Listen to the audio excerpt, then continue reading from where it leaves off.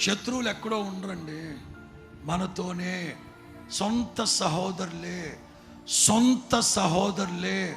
ఒకడు ఎదుగుతూ ఉన్నాడంటే చూసి ఓర్వలేక వాళ్ళకి ముందు వెనక మాటుగాండను పెట్టి, శత్రువులు ఎట్లాంటి వాళ్ళు తెలుసా, సాతాను సంబంధాలు ఎట్లాంటి వాళ్ళు తెలుసా, మన చుట్టూ వైఫై లాగా తిరుగుతూనే ఉంటారు. మనల్ని ఏదో ఒకటి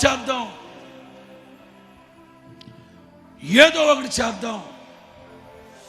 సొంత సహోదరుడు కదా, కాస్త ప్రగతి పదంలో వెళితే చూసి ఓరవలేవా? కొన్ని సందర్భాల్లో మన చుట్టూ ఎవరు ఏం చేస్తున్నారో తెలియట్లే. ఆత్మీయులమైన మనం ఒళ్ళంతా కళ్ళు చేసుకుంటే కానీ కాపాడపడలేము. సాతానుగాడు అగ్ని బాణాలు విసురుతున్నాడు.